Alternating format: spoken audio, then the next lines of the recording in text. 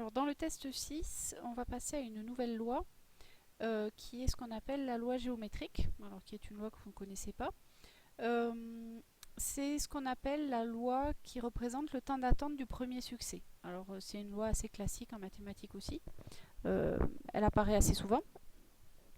Donc vous avez l'introduction qui est faite au début dans le petit 1 là, du grand 2. Et c'est une loi, là on passe aux lois discrètes mais infinies cette fois, c'est-à-dire à support infini. Donc évidemment au moment du calcul de la variance et de l'espérance, il va falloir faire un petit peu attention. Alors pour comprendre un petit peu, donc la définition 7 vous donne la loi géométrique, c'est-à-dire la probabilité, enfin le support de la variable aléatoire qui suit cette loi ainsi que la probabilité des x égale k. On vous donne un exemple, voilà, on lance une pièce un nombre indéfini de fois de manière indépendante et on essaie de voir quand est-ce que la première face apparaît par exemple. Pour le théorème 6, donc le calcul de l'espérance et de la variance, alors vous n'oublierez pas de recopier la démonstration du théorème 6 dans le cours. Cette fois elle n'est pas en vidéo, je l'ai scannée. Si vous ne comprenez pas, vous me poserez des questions parce que là aussi c'est une...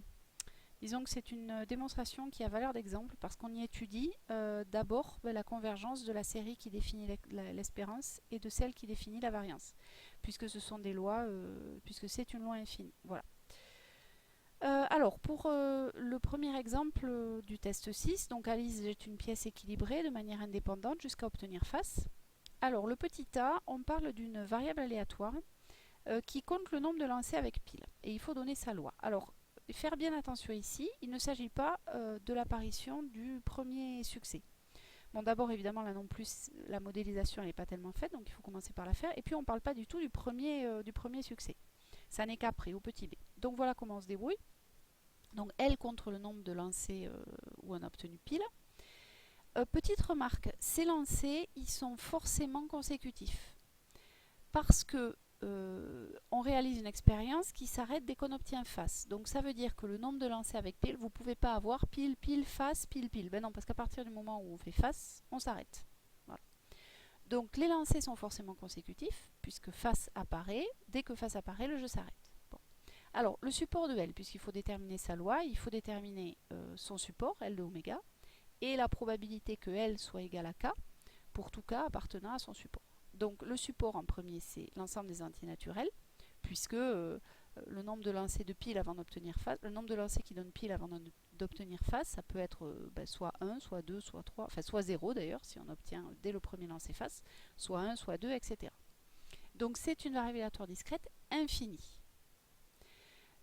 Maintenant, pour calculer P de x égale K, P de L égale K, pardon, il faut réfléchir un petit peu. Alors, qu'est-ce que ça veut dire L égale K? Ça veut dire que les K premiers lancés ont donné pile. Et, entre parenthèses, sous-entendu, le K plus unième a donné face. Puisque si le K plus unième avait donné face aussi, eh ben, ça voudrait dire que L vaut K plus 1. Voilà. Donc ça, c'est plein de sous-entendus dans la définition des événements. Alors, pour calculer la probabilité que L égale K, donc on voit arriver les K premiers lancés ont donné pile, etc. On voit arriver la nécessité d'introduire un événement ici que j'appelle P indici, qui est le ième lancé donne pile. Et dans ces cas-là, on peut exprimer l'événement L égale K à l'aide des PI. C'est la probabilité que le premier lancé ait donné pile et que le deuxième lancé ait donné pile, enfin c'est le premier lancé a donné pile, et le deuxième aussi, et le troisième aussi, et le kème aussi, et le K plus unième n'a pas donné pile, il a donné face, c'est pour ça que j'ai un PK plus 1 bar. Donc j'exprime L égale K en fonction des PI, et là je me rends compte que les lancers sont indépendants, ça fait partie des choses qui sont dites dans l'énoncé. Alice lance une pièce de manière indépendante, et donc je peux utiliser le fait que la probabilité que L soit égale à K, c'est donc le produit des probabilités des PI, de 1 à K, fois la probabilité de PK plus 1 bar. Alors, maintenant si je regarde la probabilité que le ième lancé donne pile, ben, c'est 1,5 parce que la pièce est équilibrée, c'est dit dans l'énoncé aussi. Et la probabilité que le K plus unième lancé ne donne pas pile, ben, c'est 1 moins la probabilité que le kème lancé donne pile. Alors on peut directement dire c'est 1,5 hein, puisque la pièce est équilibrée, elle donne soit pile soit face. Du coup, la probabilité que L soit égale à K, eh ben, c'est 1,5 puissance K fois 1,5. Autrement dit, 1,5 puissance K plus 1. Donc on a trouvé le support de la loi, qui était écrit ici, je le souligne, ainsi que la probabilité que L égale quoi, K pour tous les cas appartenant à N. Donc on a trouvé la loi de la variable aléatoire L. Alors là, dans le petit b, cette fois, on introduit une variable aléatoire N qui elle mesure le nombre de lancers effectués par Alice, sous-entendu avant d'obtenir face. Donc là vraiment, c'est là qu'on obtient la variable aléatoire qui donne le nombre de succès. Alors la première question avant ça, c'est écrire la relation entre L et N. Et alors là, c'est pareil, il faut réfléchir un petit peu. Quand est-ce que N est réalisé? N est réalisé, enfin le nombre de lancers effectués par Alice avant d'obtenir face, et c'est le nombre de lancers qui ont donné pile, plus 1, puisque si on a K lancers qui ont donné pile et que le jeu s'est arrêté, ça veut dire qu'au K plus unième, on a face. Donc on peut dire que grand N, pourquoi c'est en rouge? Donc on peut dire que grand N, c'est L plus 1, c'est-à-dire le nombre de fois on a obtenu pile, plus 1 qui nous a permis d'obtenir face. Voilà, ça c'est la relation entre N et L. Maintenant, comment identifier la loi? On utilise la situation de type et rédaction, qui sont en dessous du théorème 6. Alors voilà une des façons de l'écrire, qui ressemble aux façons qu'on a utilisées avant, pour la loi binomiale. Dans l'expérience aléatoire consistant à lancer une pièce équilibrée, on appelle succès obtenir face. Sa probabilité c'est 1/2, on a donc une épreuve de Bernoulli de paramètre 1/2. On répète, alors on pourrait dire indéfiniment, mais de façon indépendante cette épreuve. Et donc N, qui compte le nombre de lancers jusqu'à avoir le premier succès, ça c'est la phrase qui est très importante et qui permet d'introduire la loi géométrique, suit une loi géométrique de paramètre 1/2, que l'on note, N suit la loi géométrique de paramètre 1/2. Comme toutes les lois, on les note avec des L, des lettres majuscules d'imprimerie. Bon. Une fois qu'on a reconnu le modèle, on peut utiliser les formules du théorème 6. Donc, données espérance et variance, l'espérance de x, de n, pardon, puisqu'on l'appelle n ici. L'espérance de n, c'est par définition 1 sur p, donc 1 sur 1/2,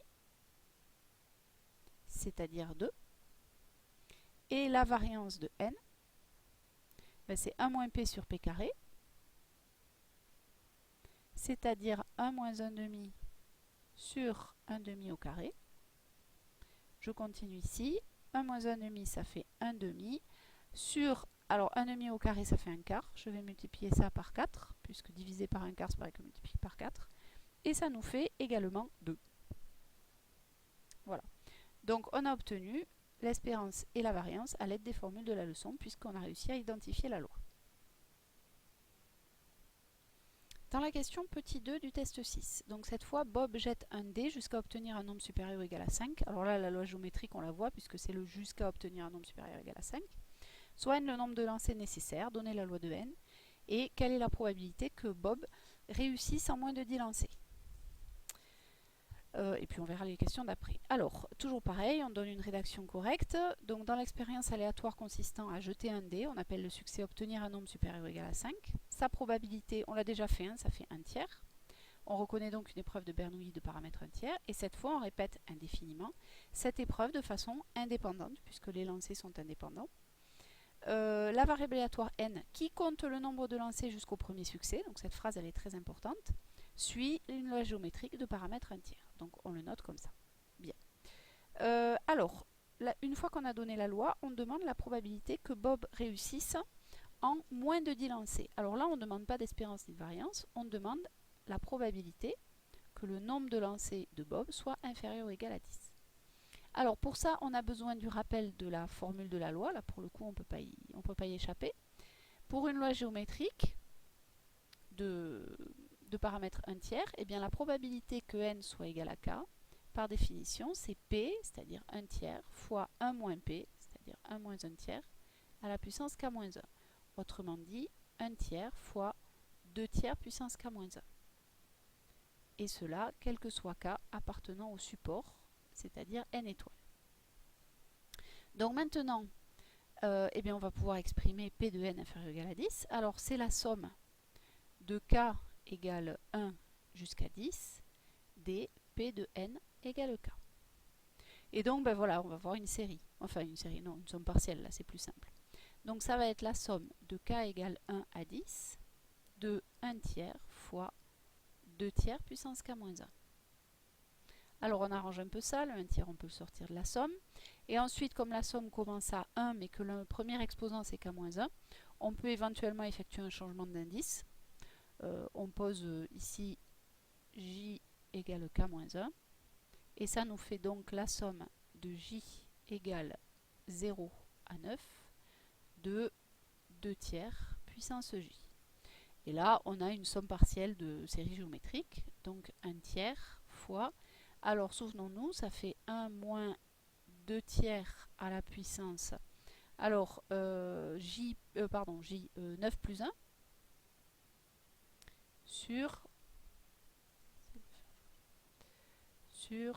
1 moins 2 tiers.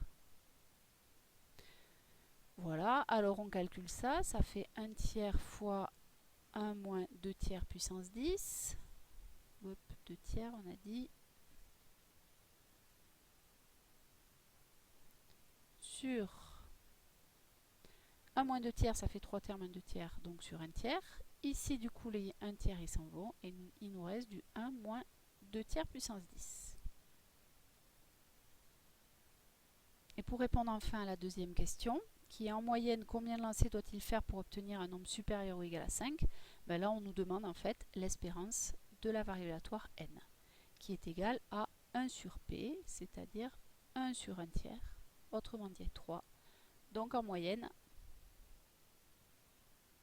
3 lancers sont nécessaires pour obtenir le premier succès.